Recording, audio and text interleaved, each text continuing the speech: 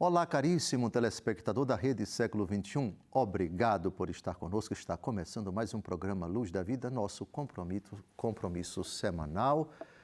No final da tarde do domingo, dia do Senhor, o começo da semana, é sempre ocasião para rendermos graças a Deus pela vitória de Cristo sobre a morte. Programa Luz da Vida, pela 16ª vez, se debruça sobre o argumento do inferno. O inferno, um dos 4 novíssimos, as últimas realidades, que acontecerão depois da nossa aventura aqui na Terra. Morte, juízo, inferno e paraíso são os 4 novíssimos. Para o tema da morte, dedicamos 29 programas, ao do juízo, 59 programas, e ao tema do inferno, 16 programas com esse. Continuamos a nossa investigação na Escritura Novo Testamento sobre o que os apóstolos disseram, ensinaram sobre essa realidade pavorosa, horrenda, medonha. E agora vamos invocar a autoridade do apóstolo Pedro, e depois a do apóstolo Paulo, e depois a do apóstolo Judas, e depois do apóstolo Tiago, e finalmente do apóstolo João. As cartas católicas, o livro do Apocalipse e São Paulo, ainda o ensinamento que eu creio que é importante que nós recordemos, tomemos ciência, porque é um ensinamento constante e contínuo. As simbologias, as tipologias, as alusões implícitas no Antigo Testamento, os discursos de Jesus e os discursos dos apóstolos. Então já vamos ao primeiro texto, segunda carta de São Pedro, capítulo 3, versículo 7. Leiamos e teçamos alguns comentários. Mas os céus e a terra que agora existem são guardados pela mesma palavra divina e reservados para o fogo no dia do juízo e da perdição dos ímpios. Céus e terra. Aqui não se fala de pessoas. O apóstolo João, no capítulo 21 do seu Apocalipse, diz que eu vi um novo céu e uma nova terra. As primeiras realidades passaram, eis que faço novas todas as coisas. Também as criaturas, as demais criaturas, além dos anjos e dos homens, participarão da felicidade sem fim. De uma forma que nós desconhecemos, também elas são reservadas para a nova realidade, para aquilo que a Escritura chama novo céu e uma nova terra. A eternidade comportará também a presença, o desfrute da felicidade sem fim. Não será reservado apenas aos anjos e aos homens, mas a todas as criaturas. Mas o que chama a atenção aqui é a palavra fogo. Repito, os céus e a terra que agora existem são guardados pela mesma palavra divina e reservados para o fogo. Guardados pela palavra divina. A palavra divina é o verbo. O verbo é a realidade, a pessoa segunda da Santíssima Trindade, por meio de quem o Pai age. Guardados. Todas as criaturas de Deus são conservadas por Ele. Deus guarda aquilo que Ele cria, não só no sentido de protege, mas também de cuida com as leis que Ele estabelece para cada criatura. As pedras existem e são reguladas pelas leis que se estendem a todas as criaturas do reino mineral. Os animais irracionais foram criados por Deus e por Ele são conservados. Esses animais, pelas leis que Deus concedeu para cada uma dessas criaturas. Guarda, protege, conduz, sustenta, prover com todos os elementos de que aquela criatura necessita para existir. Simplesmente isso. Portanto, é Cristo Jesus, o autor da criação, é Cristo Jesus, a palavra divina, quem, por decisão do Pai, ou, se quisermos, o Pai, por meio do Filho, guarda, protege todas as criaturas, englobadas aqui na expressão céu e terra. Só que o texto diz que elas são guardadas pela palavra divina e reservadas para o fogo no dia do juízo. Quando a gente fala de fogo, implicitamente nós começamos a pensar, vai ser queimado, vai ser destruído. Nem sempre. Se nós entendemos o fogo como o abrasamento da justiça de Deus, do amor de Deus, esse fogo tem uma outra conotação. Vamos citar agora a 1 aos Coríntios, capítulo 3, versículos de 11 a 15, onde o apóstolo Paulo fala de um fogo que salva, de um fogo que purifica. A doutrina da igreja viu nesse texto, que vamos ler agora, para ilustrar, a criação foi reservada para o fogo no dia do juízo e da perdição dos ímpios, e aqui perdição dos ímpios é precisamente o inferno. Vamos ver o fogo que purifica, o fogo por meio do qual se atravessa alguém que deixa esta vida, um fogo que salva. Existe uma distinção, bem mais na frente nós vamos ver, uma separação, são coisas completamente diferentes, o fogo do inferno e o fogo do purgatório.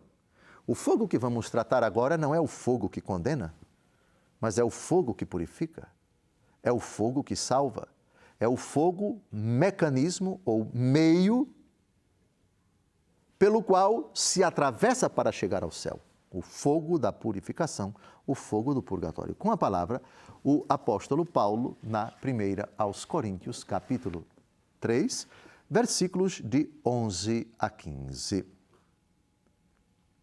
Quanto ao fundamento, ninguém pode pôr outro diverso daquele que já foi posto, Jesus Cristo. Agora, se alguém edifica sobre este fundamento com ouro, ou com prata, ou com pedras preciosas, com madeira, ou com feno, ou com palha, a obra de cada um aparecerá. O dia do julgamento irá demonstrá-lo. Será descoberto pelo fogo. O fogo provará o que vale o trabalho de cada um. Se a construção resistir, o construtor receberá a recompensa. Se pegar fogo, arcará com os danos. Ele será salvo, porém, passando de alguma maneira através do fogo. Perceberam aqui o que o apóstolo Paulo faz? Ele associa dia do julgamento com um fogo que salva. Atenção, versículo 13, o dia do julgamento irá demonstrá-lo, será descoberto pelo fogo. O fogo provará o que vale o trabalho de cada um. Portanto, fogo é uma imagem que na Escritura não necessariamente pode ser identificada com o inferno. Existe o fogo do inferno, o fogo que jamais se extingue, o fogo da geena. Já abordamos isso no Antigo Testamento. Já abordamos isso quando falamos das palavras de Jesus, o ensinamento dele acerca do fogo eterno, do fogo da geena. Mas não é o caso aqui. É o fogo do dia do julgamento, o fogo que salva. Ele será salvo, porém passando de alguma maneira através do fogo. Então pode-se dizer que o dia do julgamento, e já tratamos do julgamento, do juízo em 59 programas lá atrás, que o dia do julgamento é o dia da prova. Por favor, o fogo provará o que vale o trabalho de cada um. Julgamento é prova e julgamento é fogo. Podemos chamar o julgamento de um incêndio, mas não um incêndio que destrói. Ao sermos julgados, se partirmos desta vida na graça de Deus, mas se houver a necessidade da purificação, seremos submetidos ao fogo, fogo que salva, fogo do purgatório. Não tem nada a ver com o fogo do inferno. Fogo do inferno jamais se extingue, é fogo que queima, que arde, que abrasa condenados, que jamais sairão de lá. Fogo do purgatório purifica os salvos, purifica os eleitos. Por favor, versículo 15. Se pega fogo, arcará com danos. Ele será salvo, porém, passando de alguma maneira através do fogo. Reparem o se que aparece aqui. Se pegar fogo. Há determinadas pessoas que partem desta vida sem necessitar desse fogo, se pegar fogo. O texto não diz que todo mundo vai passar por esse fogo que salva, se pegar fogo.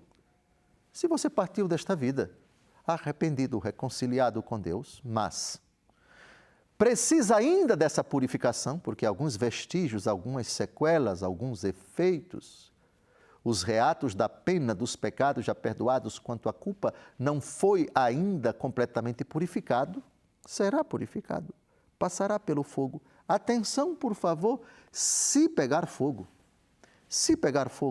arcará com os danos. Está salvo, está eleito, mas precisa ainda se purificar. Se pegar fogo, arcará com os danos. Ele será salvo, porém passando de alguma maneira através do fogo. Aliás, eu nem devia falar isso agora, sabe por quê? Porque esse é o tema do purgatório, que a gente vai ver ainda daqui a uns 40 ou 50 programas. Mas por que eu citei esse texto? Por causa do texto da 2 Pedro, capítulo 3. Os céus e a terra que agora existem são guardados pela mesma palavra divina e reservados para o fogo no dia do juízo e da perdição dos ímpios. Vejam a separação. Juízo é uma coisa, perdição dos ímpios é outra. Juízo é um momento, se é que se pode falar de momento, depois da morte. E perdição dos ímpios, a situação concreta que chamamos de inferno. Os ímpios, os pecadores, perdidos para sempre. Eu penso que foi de grande importância esse texto da 2 Pedro, capítulo 3, versículo 7. No próximo bloco, nós vamos avançar, vamos para a carta de São Judas. É uma cartinha pequena, poucos versículos, mas tem 2 versículos nessa carta que nos interessam e tratam dessa realidade pavorosa, horrenda, que é o inferno. De São Judas, pularemos para São Tiago e depois 4 versículos do livro do Apocalipse. E assim encerramos a doutrina bíblica sobre essa realidade medonha, essa realidade pavorosa chamada inferno. Nós vamos a um breve intervalo, daqui a pouco nós retornamos. Não saia daí, até logo mais.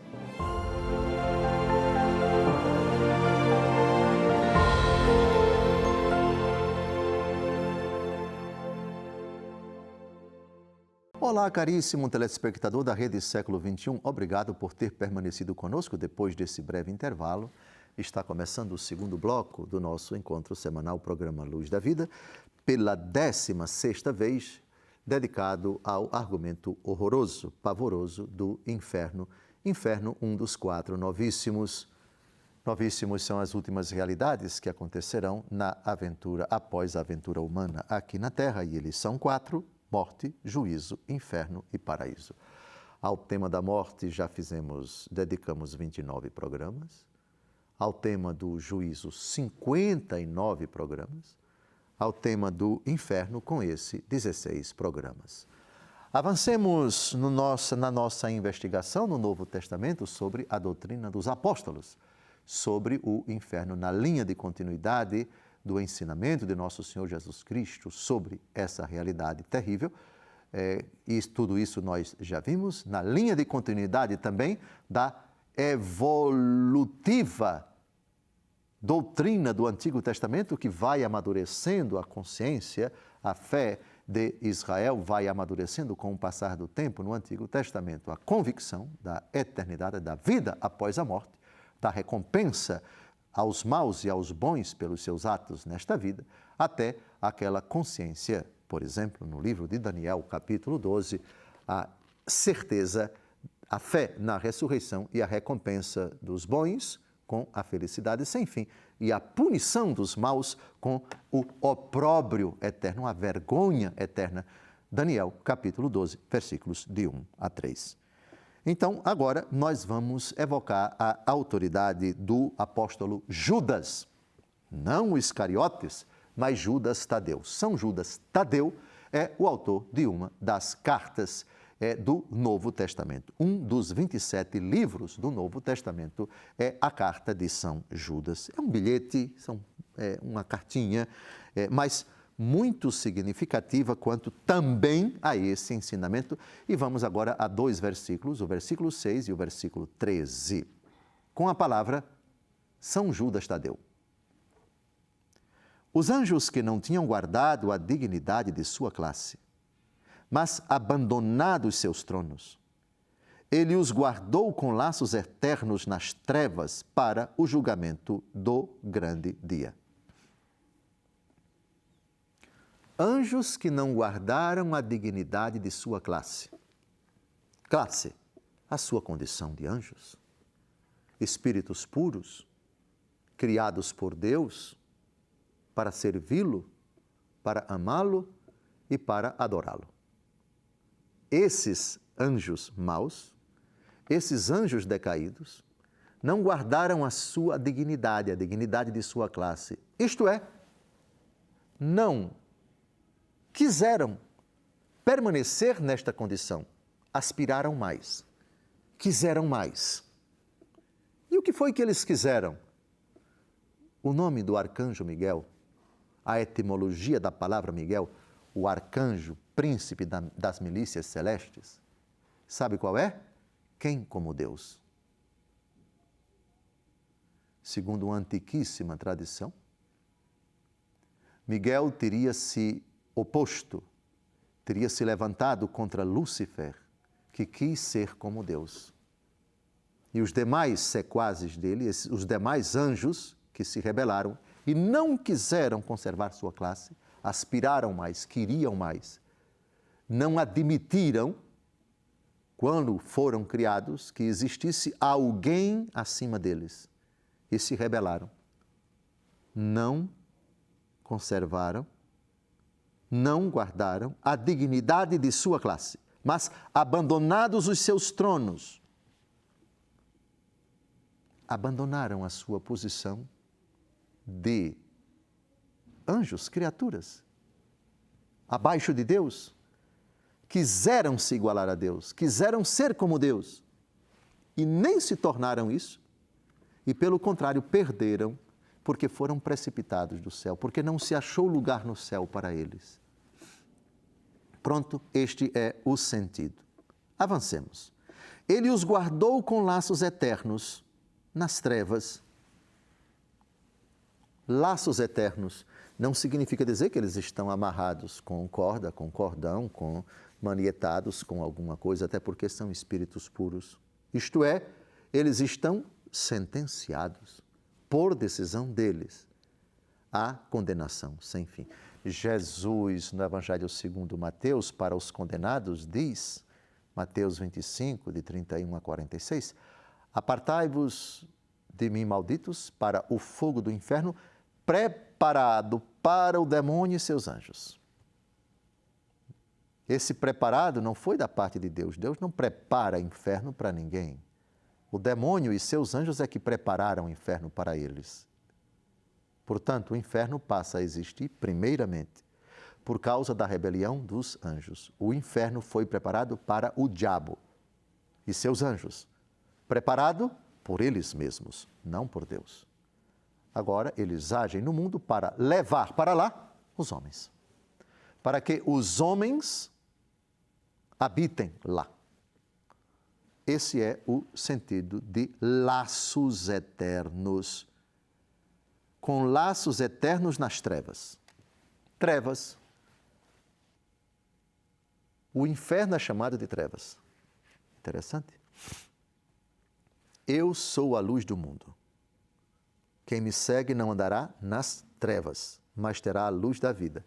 Eu escolhi o título desse programa por causa dessa frase de Jesus, onde aparecem trevas e luz. Quem me segue não andará nas trevas, mas terá a luz da vida. Em que sentido o inferno são trevas? Já que Deus é luz e Deus está em toda parte, Existe luz no inferno? Sim, no sentido de que Deus está em toda parte, portanto, também no inferno. Ele é onipresente e é luz. E a luz não deixa de ser luz jamais. Mas o inferno são trevas, porque quem lá está, pelo pecado do seu coração, estará cego e não enxergará a luz. Como uma pessoa cega, olhando para o sol, não enxerga o sol porque está cega. Mas o sol não deixa de brilhar porque o cego não consegue enxergá-lo. Trevas. Trevas. Trevas exteriores. Mesma coisa. A luz de Deus não deixa de brilhar no inferno. Isso não significa dizer que o inferno é luz. Da parte de Deus, sim, porque Ele é onipresente e está em toda parte. Mas da parte da criatura, cega pelo pecado, obcecada pelo ódio, pela rejeição a Deus. Tudo que está ao redor dela são trevas, mas a luz está brilhando. Mas ele não consegue enxergar, porque tudo para ele são trevas, não porque a luz deixou de brilhar, não porque a luz não queira brilhar, mas porque ele não quer, não quis, pela dureza do seu coração, pelo pecado que obscurece completamente o coração daquele ser decaído, daquele ser condenado.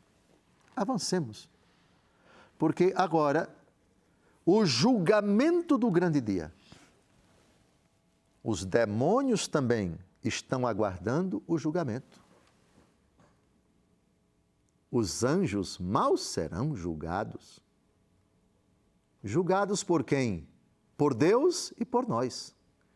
Vocês se recordam do texto da 1 aos Coríntios, capítulo 6, que diz que nós julgaremos os anjos? No sentido, Cristo é o juiz e os eleitos ratificam a sentença do juiz. O juiz diz: apartai-vos de mim, malditos, e todos os que estão com ele dizem amém. Ratificam, concordam, aplaudem e dizem é verdade. Amém significa verdade.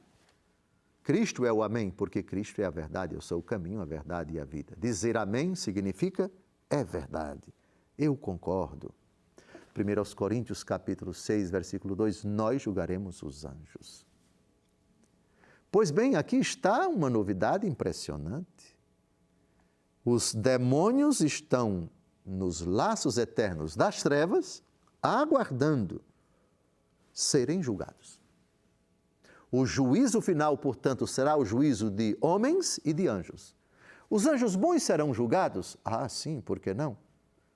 Cristo ratificará aquilo que eles já decidiram quando escolheram Deus, quando criados por sua livre decisão, optaram por Deus e adentraram na visão beatífica, não podem mais pecar. Nunca pecaram e quando entraram na posse de Deus, na visão beatífica, não podem mais pecar. O contrário também é verdade. Desde o primeiro momento, o demônio é homicida desde o princípio, diz nosso Senhor. Isso quer dizer que a decisão de se afastar de Deus, dele e dos seus sequazes, foi no instante em que eles foram criados. Deus os criou bons, mas de alguma forma que nós desconhecemos, na hora em que foram criados, optaram contra Deus, se rebelaram contra Deus, não aceitaram ser subordinados a Deus, não aceitaram a sua condição de criaturas e por isso se tornaram homicidas desde o princípio. Avancemos agora para um outro versículo do livro da carta de São Judas, o versículo 13. Ondas furiosas do mar, que arrojam as espumas da sua torpeza, estrelas errantes, para as quais está reservada a escuridão das trevas para toda a eternidade. O apóstolo aqui se refere àquelas pessoas que causam escândalo à comunidade. E cito aqui, esses fazem escândalos nos vossos ágapes, banqueteiam-se convosco despodoradamente, se saciam a si mesmos, são nuvens sem água que os ventos levam, são estrelas errantes, etc., etc. Olha a imagem do inferno descrita por São Judas aqui. Escuridão das trevas por toda a eternidade. De novo, a ideia, por isso propriamente o demônio é chamado de príncipe das trevas. Nas trevas não brilha a luz, mas eu repito, Deus é onipresente e Deus é luz. Habita em luz inacessível. Eu sou a luz do mundo, diz Jesus. Qualificativo que se aplica também ao Pai e ao Espírito Santo, porque Deus habita em luz inacessível. Mas o inferno são trevas exteriores por causa da dureza, da cegueira do coração, da alma, dos condenados e, com muito mais razão, dos anjos maus que ali residem. Está terminando mais um programa Luz da Vida. Convido você, no próximo domingo, pela 17ª vez, a retomar esse argumento horroroso que é o inferno, mas porque integra a nossa fé, dele Jesus falou, é dogma de fé a existência do inferno, temos que afrontá-lo mesmo com dor no coração, mas também com esperança de nunca irmos para lá e de sermos salvos pelos méritos de Cristo. Uma boa semana, até o próximo domingo, se Deus quiser.